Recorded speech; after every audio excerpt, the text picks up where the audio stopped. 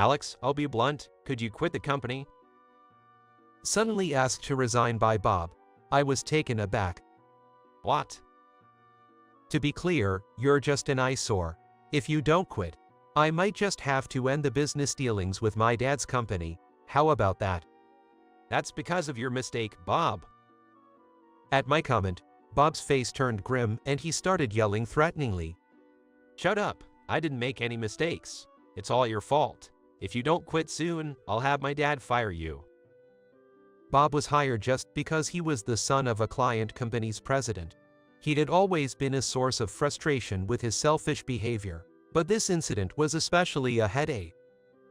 After much consideration, I decided it wasn't wise to oppose Bob, and resolved to quit right there and then. When I got home, I confessed to my wife, Dorothy, that I was quitting my job, hanging my head in shame at my own helplessness.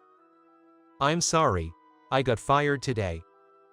Expecting a scolding, I timidly looked up at my wife's face, but to my surprise, she smiled broadly and embraced me comfortingly. That's great. Thank you for quitting. Surprised by her unexpected words, I tilted my head in confusion. My name is Alex. I am a 28-year-old employee at a construction company. My father is a well-known architect who has worked on everything from station buildings and government offices to custom homes. Growing up watching my father, I've always had a strong admiration for architecture and aspired to do the same type of work. Ever since I was little, I loved seeing the buildings my father worked on, and would spend hours poring over the many architecture books, blueprints, and photo albums at his office, dreaming of the day I could do similar work. My father was pleased with my interest and often took me to art museums on weekends to teach me about architectural styles in a playful way. I chose a high school with an architectural program and went on to attend one of the most prestigious architecture schools in the US, where I graduated successfully. During my student years, whenever I had time, I'd visit cafes, commercial facilities, and museums to study their structures and materials, compiling reports that made my peers call me an architecture nerd, but I enjoyed those times immensely. Over those 6 years from high school to college graduation, I amassed a vast collection of reports that still occupy a cherished place on my bookshelf. After graduating from university, I joined a local small construction company, where I work to this day.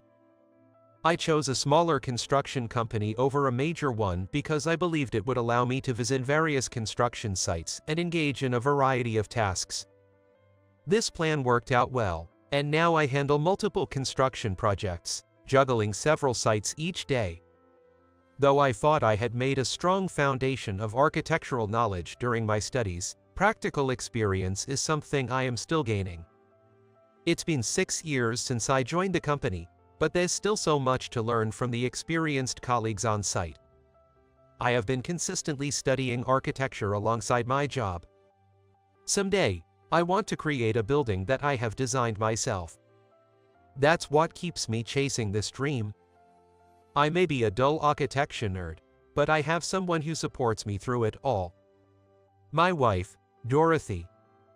Dorothy was a classmate from high school, beautiful and cheerful, and the most popular girl in the class. Of course, like many others, I was one of the many who admired her, but my determination set me apart. Right after meeting her at the start of high school, I mustered all my courage and confessed my feelings. Dorothy, I like you. Will you go out with me? She was surprised, with her face turning red, but she accepted my confession. Really? We haven't known each other long, Alex, but why me? It's hard to explain why, but before I knew it, I had fallen hopelessly in love with you, Dorothy. You're kind to everyone and always so cheerful. Thank you. Please, will you go out with me? I don't think many people have fallen for me as hard as you have, if I'm good enough for you. I'll never forget Dorothy's bashful smile in that moment. Even after we started dating, I was determined not to let any other guy have her. We walked to and from school together as much as possible, and even when we were in different classes, I'd find time during breaks to see her, continually showering her with affection. My friend joked about my actions, saying, "Stop being her stalker," but I was that desperate to keep Dorothy close. Also, the vast amount of reports I managed to compile during my student years was thanks to Dorothy's kindness, as she patiently accompanied me on architectural site visits, which I called dates. Dorothy didn't go to college, but said she had something she wanted to do, and started working. We continued our relationship through my university years, and 3 years ago, we happily got married. Now, she wakes up early every morning to prepare delicious, nutritious lunches for me as I work on construction sites. Dorothy is an excellent cook, practically professional. My colleagues are envious of the lovingly prepared lunches she makes, and I proudly eat them every day at noon. Once or twice a month, I forget my precious lunch, and she brings it to the site for me. One day, as I was enjoying both a happy home life and a successful career, the son of the president of a major construction company joined our company. Bob, 25 years old, was hired due to strong recommendation by President Taylor, his father and president of a client company. Bob had just become a licensed architect and needed to accumulate practical experience. With the title of a young certified architect, everyone at the company welcomed him warmly. "This is Bob, who will be joining the design department from today. Everyone, please take good care of him." "Hello, I'm Bob. I look forward to working with you starting today." Saying that, Bob gave a casual greeting. At first, he seemed humble, but once the new employee training started, his true nature gradually became apparent. As I was a somewhat close in age, I was assigned to be his trainer, but guiding him proved to be more challenging than expected. One day, I had asked Bob to prepare some design documents for a construction site, but after discovering several calculation errors, I approached him about it. "Bob, can we talk?" "Yes, what is it?" "I was looking at the documents you prepared yesterday, and there are some mistakes in the numbers here." "Is that so?" "Yes, so I need you to correct them." "Why do I have to do that? Couldn't you just fix them when you noticed? Are you trying to harass me?" He would listen quietly when taught, but when corrected or pointed out, he became emotional and argumentative, which was troublesome. "No, that's wrong. It's good for you to know what you got wrong to prevent the same mistakes in the future." I don't need that kind of thing. You know I'm the boss's son, right? Minor chores like that are for the lower ranks to handle, not me." I was frustrated by Bob's dismissive attitude and the way he scoffed at my advice. It turned out that Bob, he never missed an opportunity to remind everyone he was the son of a client CEO, was an incredibly troublesome person. Despite this, my colleagues and I tried to be considerate and teach him about the job, but Bob's behavior worsened day by day, making increasingly negative remarks that soured the atmosphere. "Bob, about the on-site training coming up." What's this about going to a site? No way. Why do I have to go there?" "Why? Because you need to learn the practical aspects of the field work as part of the training." "I don't need to. After all, I'm a future president. Besides, if you keep nagging, I might just tell my dad and get you fired. How about that?" "Fired? But on-site training is really important." You're so persistent. Are you sure you want me to complain to my dad? That's Field work is something you guys do, right? I'm saying it's not my job. I can count how many times I nearly lost my patience with Bob. He despises field work and looks down on and mocks his colleagues and senior employees. However, because he was the son of a major client, everyone treated him like a hot potato, holding back what they really wanted to say, creating a stifling atmosphere in the company. Amid the unsettling atmosphere created by Bob's behavior, the company decided to establish a project team for a particular construction venture. The job involved a major project, constructing a commercial building as part of the redevelopment of the area in front of the station.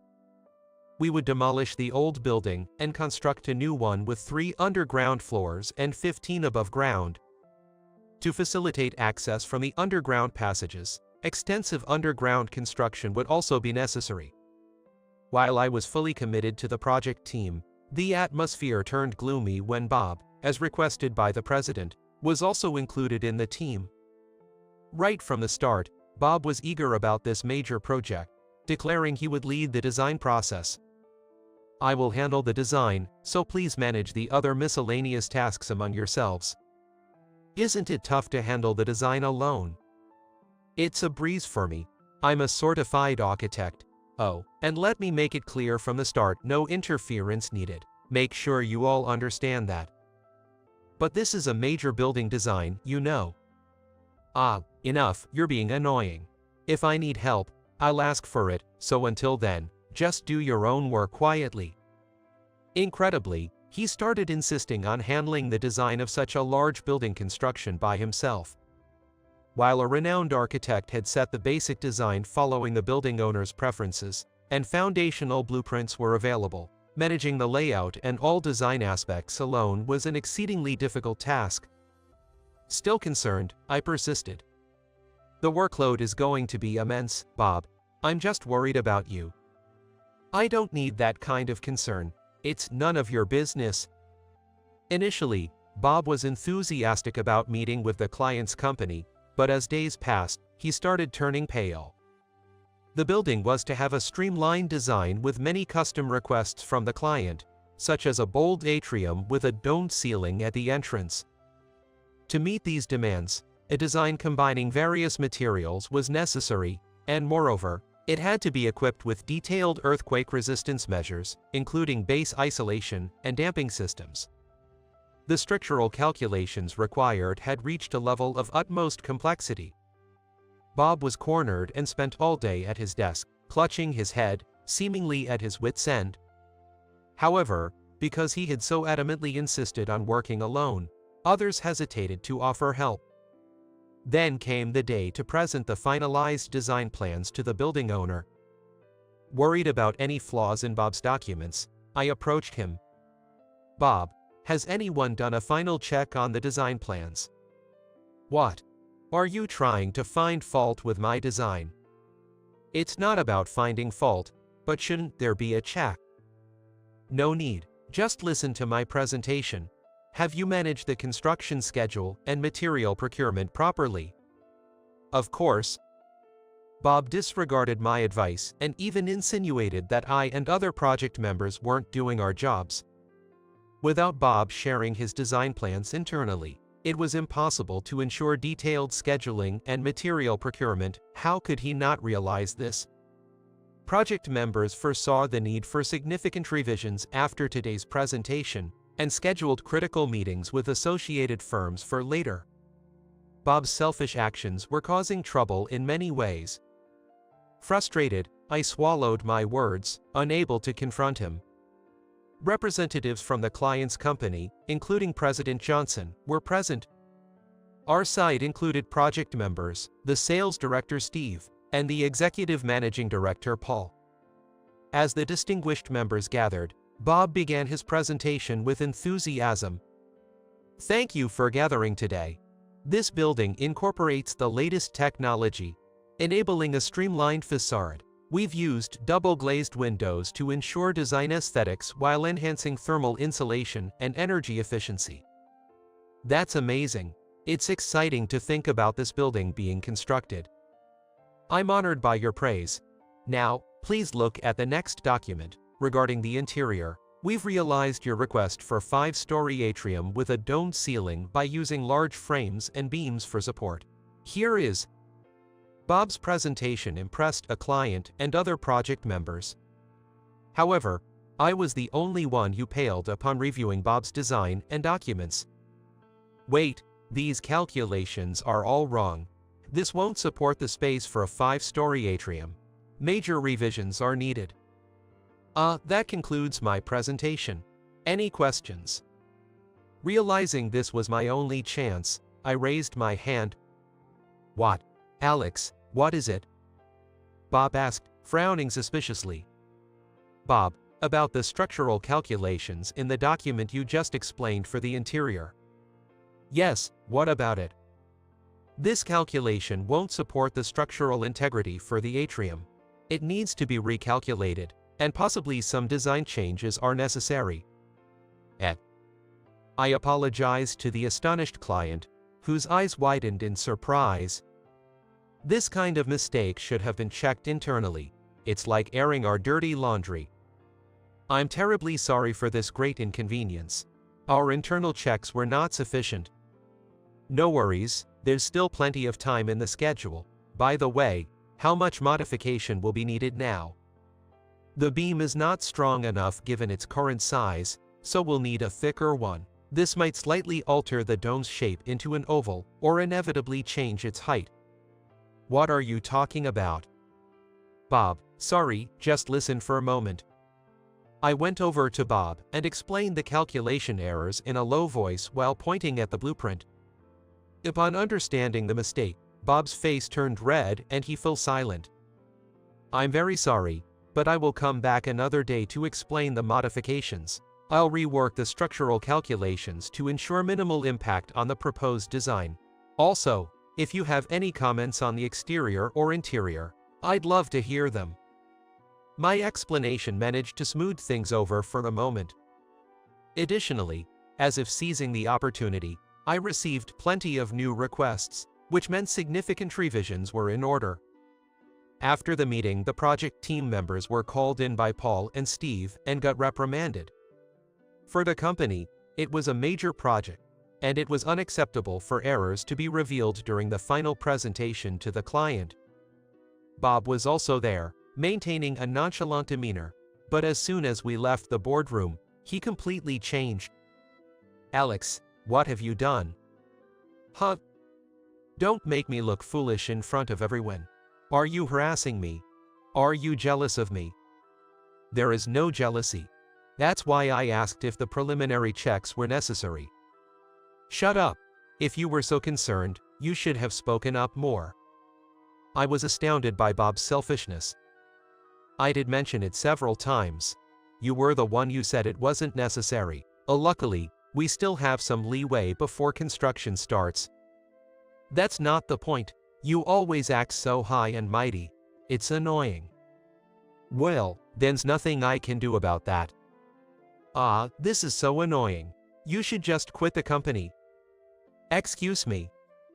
I was momentarily stunned by the excessively unreasonable demand. As long as you're in this company, I'll suspend the dealings with my father's company. It's going to be trouble for the company because of you. That's harsh. You owe this company for hiring someone mediocre like you. Are you going to repay them like this? Isn't that a bit too tyrannical? You gonna say that? Think carefully about your next move. I'm not feeling well today, so I'm going home. Take care of the revisions. And don't bother coming in tomorrow unless you're ready to resign. Or else I really will stop the dealings. With that, Bob vented his anger and went home. I was completely exhausted.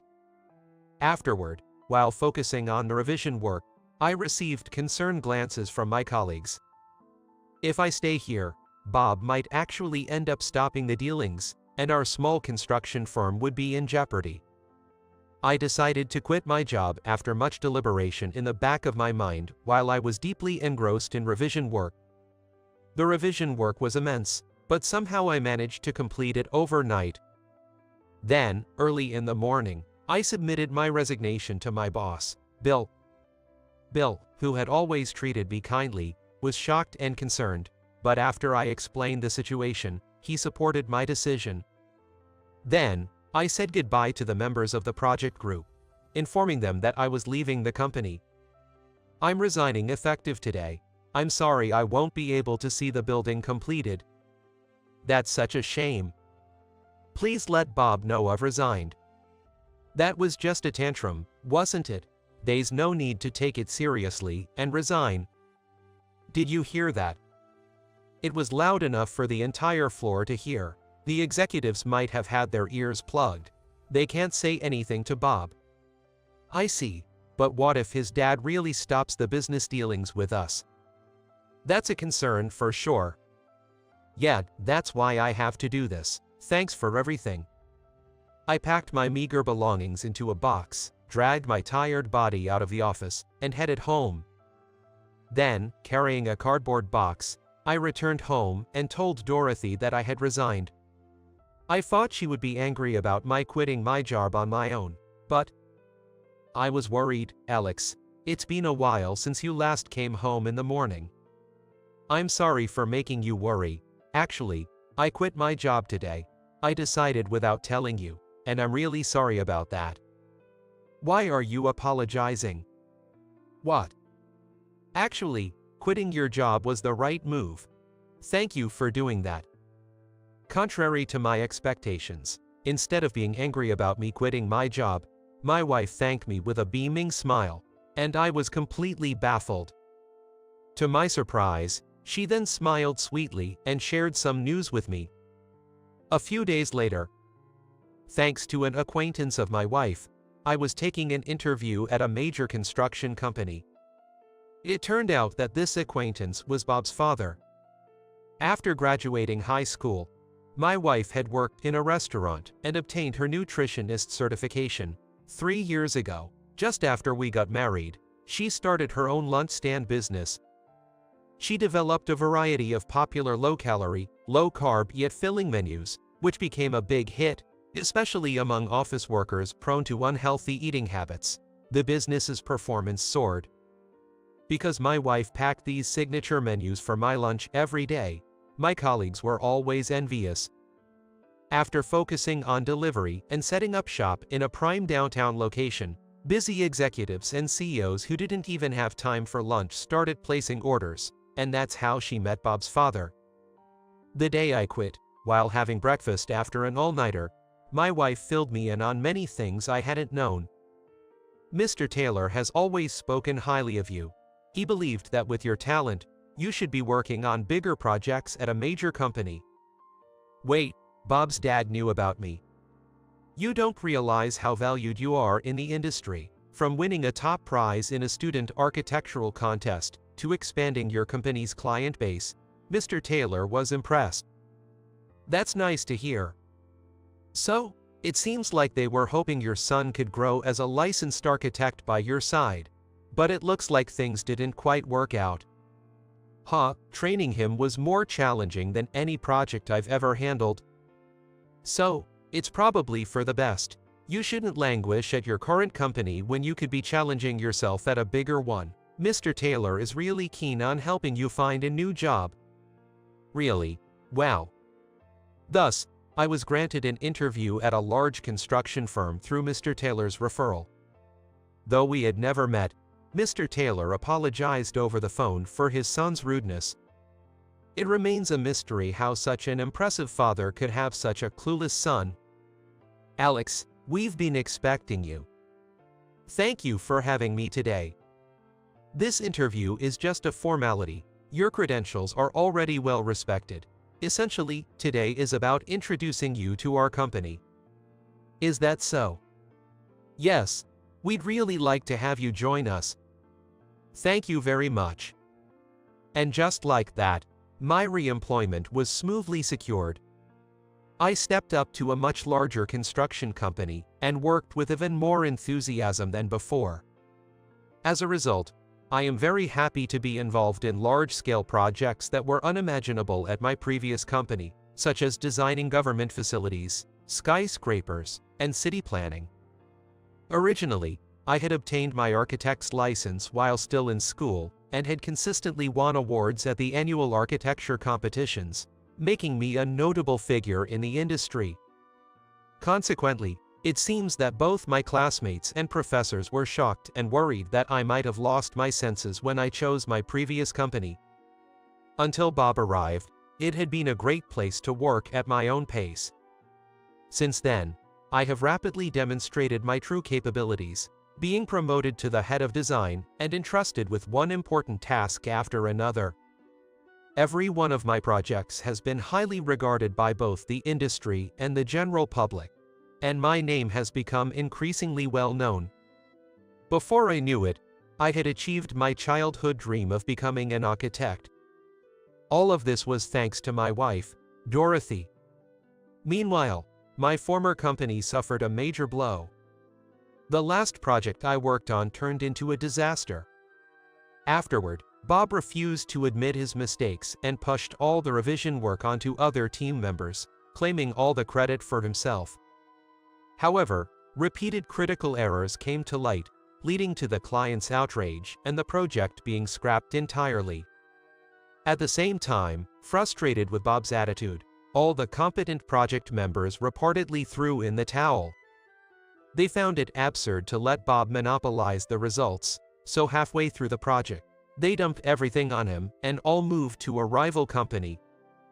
Losing of its skilled designers, the company's performance plummeted. Initially, Bob seemed to be puffing himself up, thinking, "Now it's my show." However, as a newborn architect with no real experience in meticulous planning, he was bound to fail, along with the company's ineffectual executives, who couldn't advise him. Their performance rapidly deteriorated. The relationship with our clients had collapsed, and the company's financial state was now in danger. The president of my previous company, Mr. Thompson, desperate about the situation caused by Bob, appealed to President Taylor for help. As a result, Bob was forced to resign. President Taylor decided to assist in the recovery of his former company's performance by providing work and workforce as an apology for the trouble caused by his son.